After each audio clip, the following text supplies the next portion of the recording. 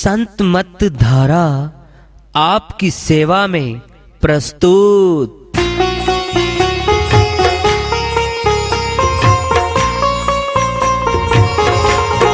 जो चाहता है प्रभु प्यारा वो आओ संत मत धारा। भक्ति भेद बता कर सारा वो कर दे भव के पारा।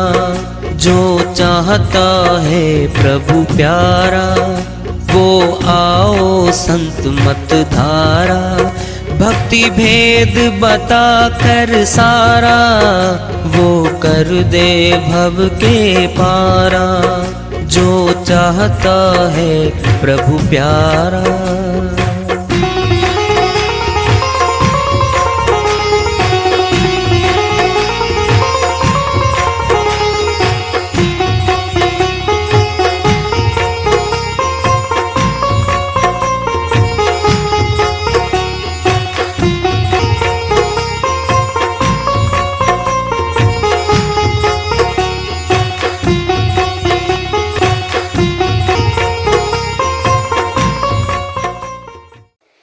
परम पूज्य सदैव स्मरणीय सदगुरु साहिब की जय हो।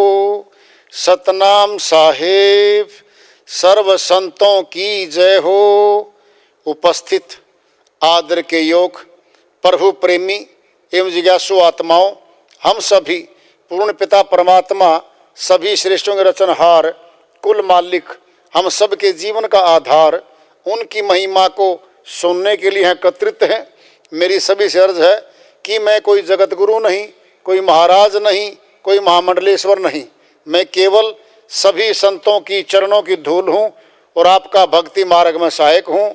मैं अपनी सीधी साधी टूटी फूटी भाषा में, संदूकड़ी भाषा में भक्ति भेद के गुड़ रहस्यों को उजागर करने वाले विचार आपके समक्ष रख रहा हूँ।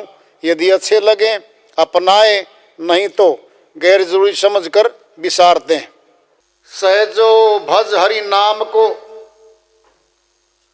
छोड़ जगत का नेह।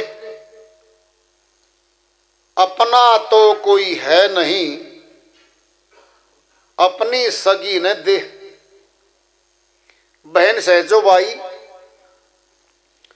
अमरलोक की संत हुई हैं। वह अपनी श्रीवाणी में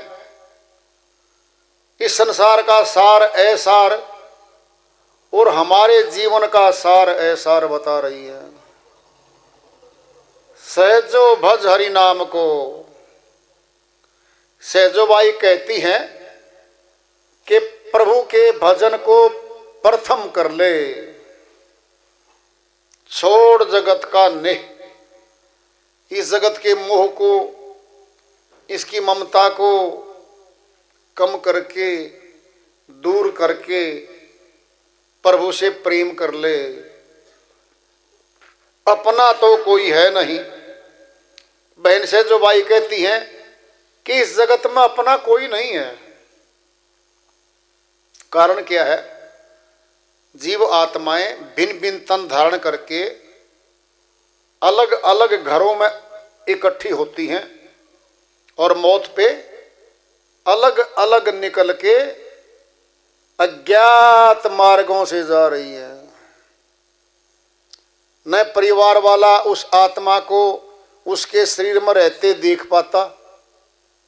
वो तो शरीर को देख रहा है,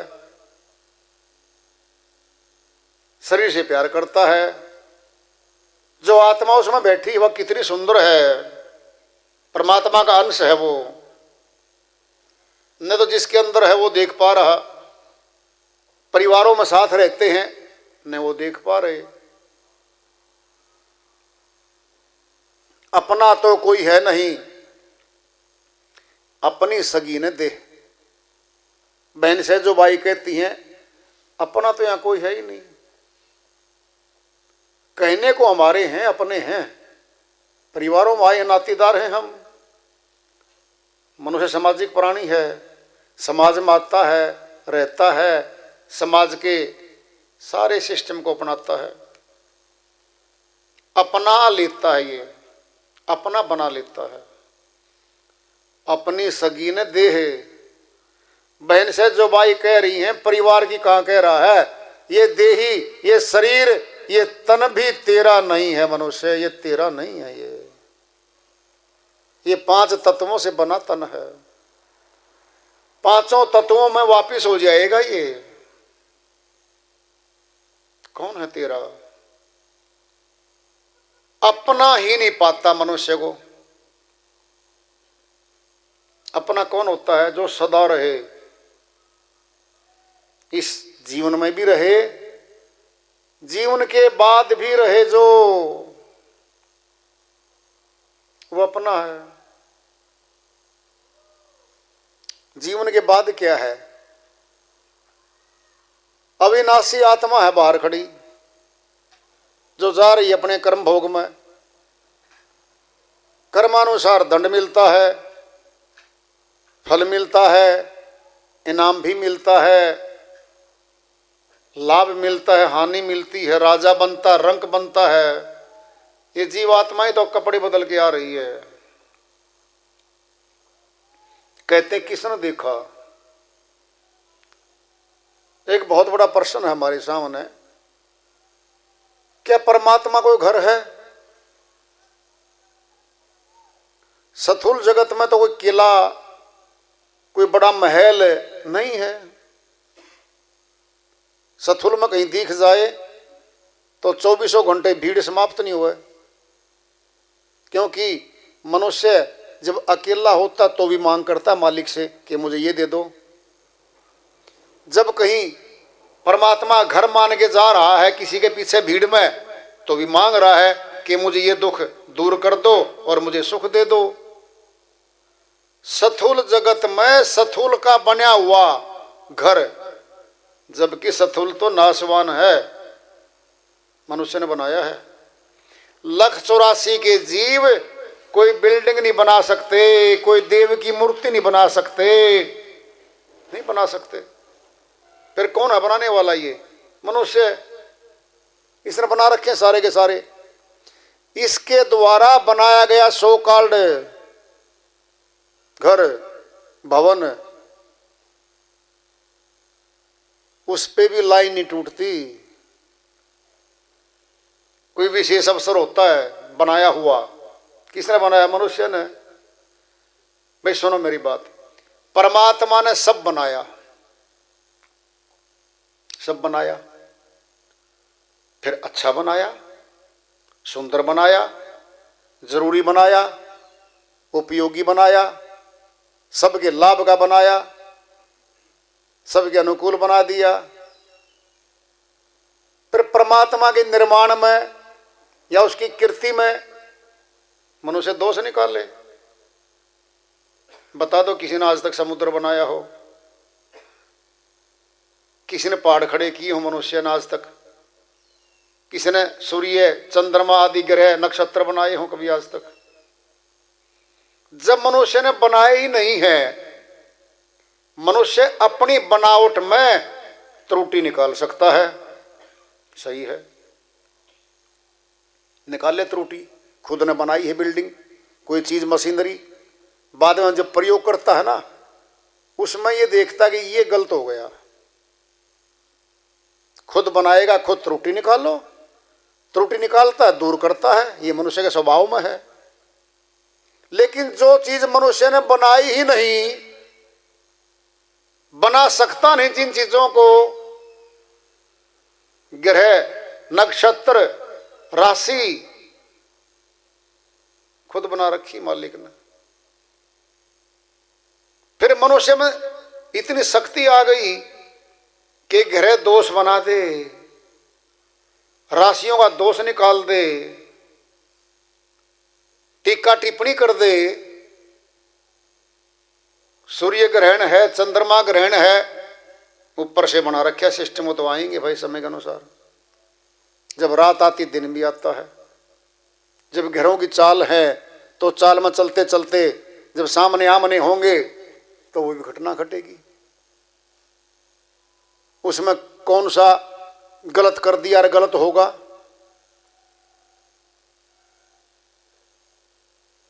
तो परमात्मा के निर्माण में दोष निकाल रहा है मनुष्य। निकाल क्यों रहा है, अब प्रश्न पैदा होगा। जब कोई दोष निकालेगा तो डराएगा ये मनुष्यों को। कोई मास्टरमाइंड आएगा, लंबी चौड़ी प्लानिंग करके आएगा। वो नक्षत्रों में, ग्रह चाल में, राशियों में, वास्तुशास्त्र में कहीं ना कहीं भय डालेगा हमारे ऊपर। हम डरेंगे, भयभीत होंगे, नुकसान होगा, घर में जनहानि होगी, कुछ भी हो सकता है, ये बोलेगा वो। उससे हम डरेंगे। जब डरेंगे तो उपाय पूछेंगे, उपाय बताओ जिससे दूर होने का। जब वैद्य कह रहा है कि आपको ये बीमारी हो गई है, तो फिर कहेंगे दवाई दो जी। दवाई देगा तो पैसे लगेंगे, इलाज चलेगा, खर्चा पूरा होगा। वो तो वैद्य है जिसने हमारे शरीर को परीक्षण किया है, परीक्षण करके बताया है बुखार है, जुकाम है, जो भी है, शुगर है, बीपी हाई लो है, वो तो टेस्ट करके बता रहा है, तब दवाई दे रहा है। वो कौन सा पैमाना लेके टेस्ट कर रहे हैं हमारे को?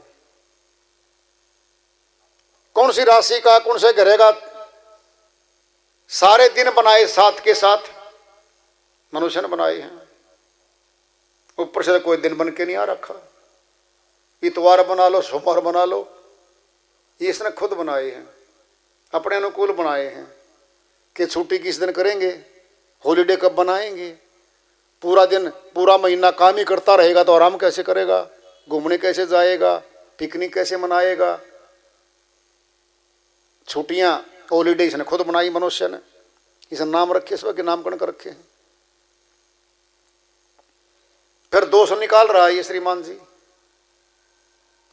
जब उपाय पूछेंगे कि जी उपाय बताओ, राशि दोष आ गया, नक्षत्र दोष आ गया, ये चाल ग्रह उसकी राहु की, केतु की चाल आ गई, ये चाल कौन पैदा कर रहा है? कदे परमात्मा ने भेजी हो चाल ऊपर से, लो भाई ये चाल आ गई है, ये गलत होगा तुम्हारे लिए, सारे लोगों सुन लो सृष्टि के। आज तक तो कहीं आया नहीं, आकाशवाणी कहीं से हुई नहीं है। तमाम लिखत मनुष्य ने बनाई हैं,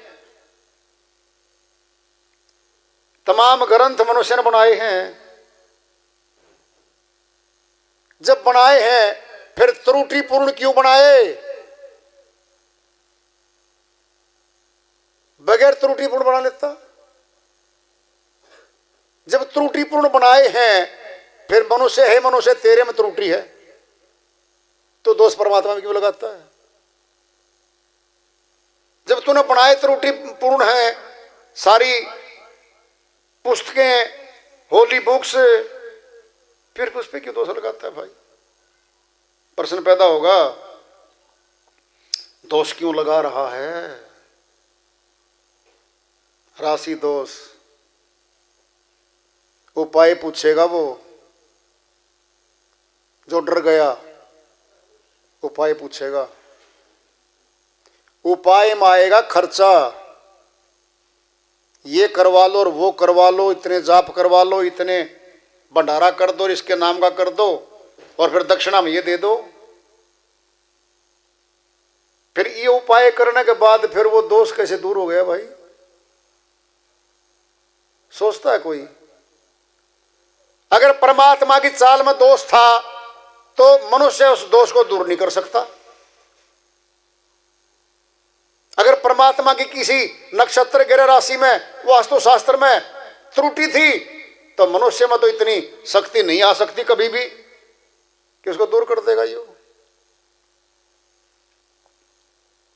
यही समझ में नहीं आता मनुष्य के।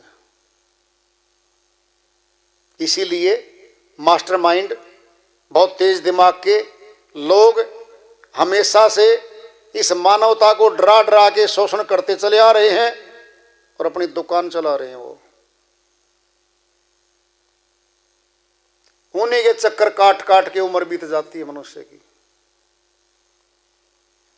शुरुआत से ले लो, बच्चा पैदा, नामकरण पे फिर गए,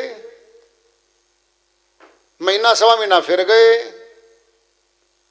प्लॉट खरीद रहे हैं तो राशि वो योग देख रहे हैं, बैनामा कब करवाएं, रजिस्ट्री कब कराएं, फिर भूमि पूजन है। भूमि तेरी थी या परमात्मा की भूमि है, बनाई हुई सारी है, तेरी पूजा करने से ये दोष मिट जाएगा इसका। भूमि पूजन कराने के बाद भी फैक्ट्री फेल होती है बहुतों की, बोलो खूब होती है। फिर गृह प्रवेश, क्या है ये सारा का सारा। जब गृह प्रवेश करवाने आया वो भी जानकार था। जब 6 महीने बीमार चलता रहा परिवार, दिल नहीं लगा उसमें, तरक्की नहीं हो पाई, फिर तीसरा श्रीमान जी उठा के आ रहा है कि वास्तुशास्त्र अनुकूल नहीं तुम्हारा। तो ये जो पहले वाला था वो नहीं जानता था क्या कि वास्तुशास्त्र अनुकूल नहीं है? क्यों नहीं बताया? गृह प्रवेश ना करो जी, 10 लाख डूब लेंगे तब बताना होंगे वो लोग। क्योंकि कहते ना,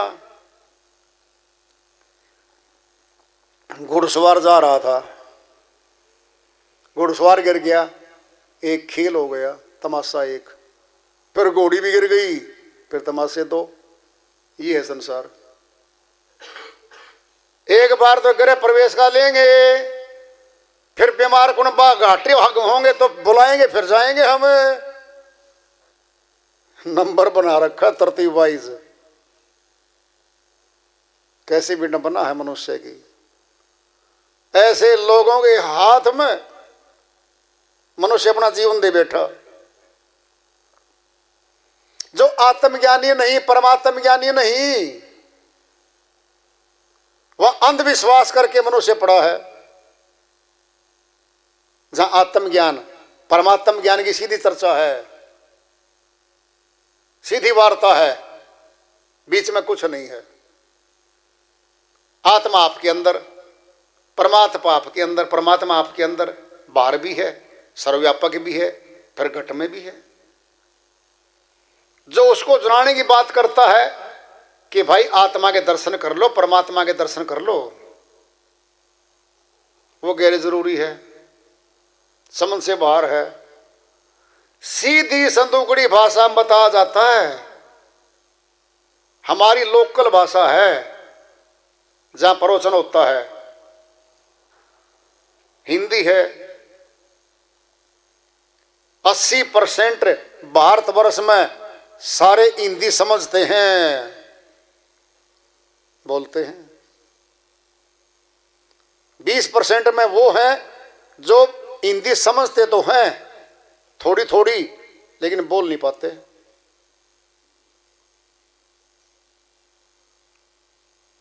कठिन भाषा का प्रयोग कर रखे क्या हमने, करते हैं क्या? आत्मा सभी जानते हैं, परमात्मा सभी जानते हैं, घट में सभी बार बार बताया जाता है। आत्मा का दर्शन कर लो, परमात्मा का दर्शन कर लो। क्या लाभ होगा दर्शन से? पूछना तो ये चाहिए, क्यों करें जी हम? क्या जरूरत पड़ी हमने? हमारा शरीर बाद में है, पहले आत्मा थी, आई है इसमें। शरीर छोड़ जाएगी तब भी आत्मा है वो। फिर सार वस्तु तो आत्मा ही है। फिर आत्मा का दर्शन करने के लिए तो कह रहे हैं, कोई तंत्र की, मंत्र की, कोई जुबान के किसी बात की नहीं कह रहे।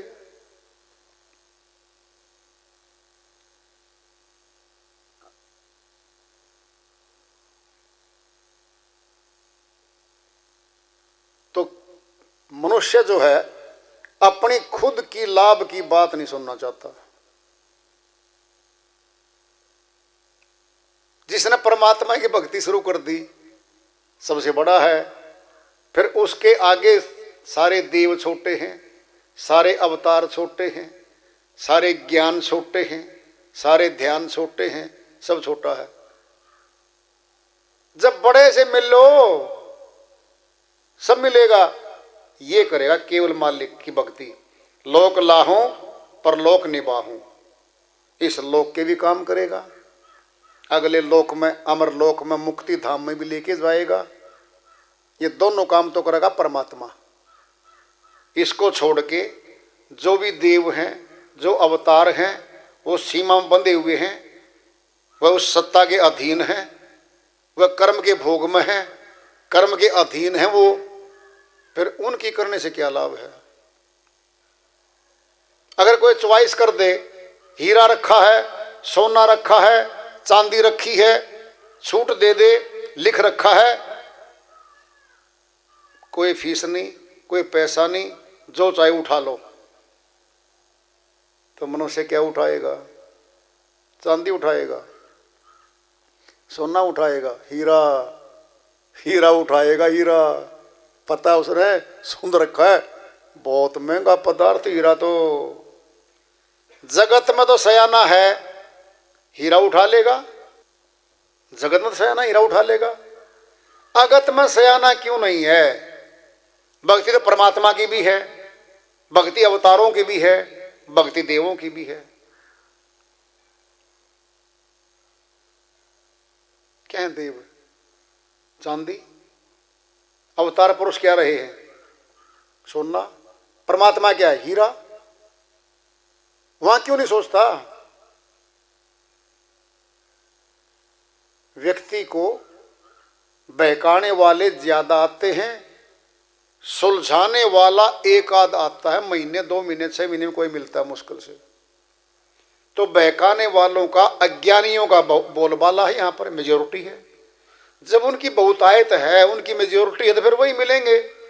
वही हमारे परिवारों में बैठे हैं, वही रिश्तेदारी में बैठे हैं, वही गली में बैठे हैं, वही गांव में बैठे हैं, शहर में बैठे हैं, पूरे संसार में बैठे हैं वो।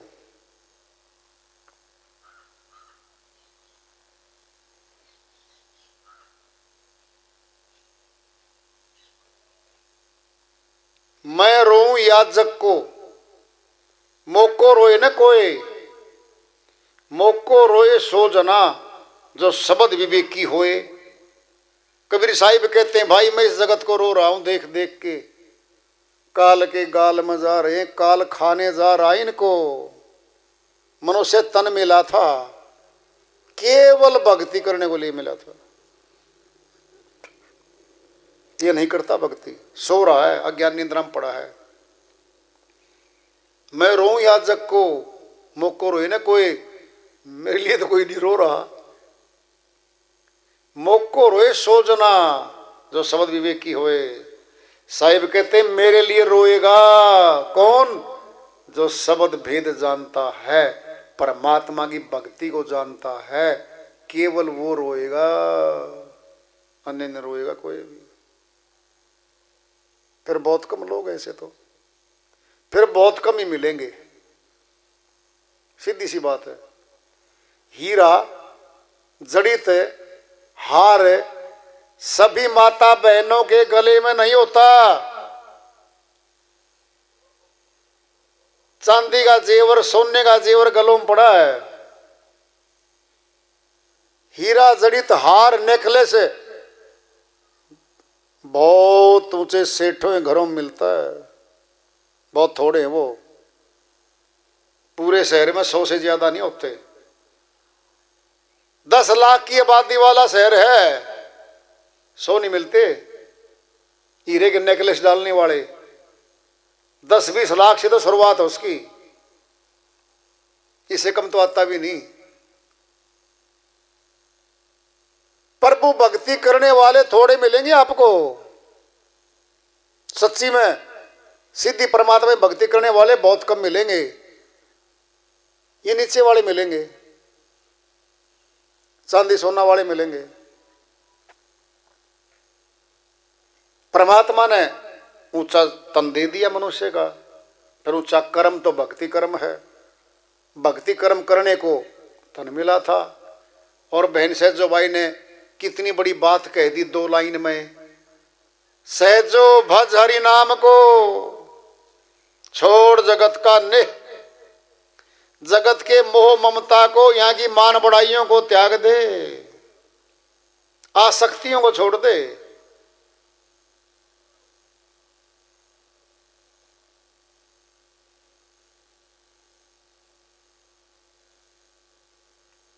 सहजो भज हरि नाम को छोड़ जगत का नेह, अपना तो कोई है नहीं अपनी सगी ने दे। ये माता गर्भ से लेके आए थे कपड़ा शरीर का, ये छूट जाएगा, ये भी अपना नहीं है।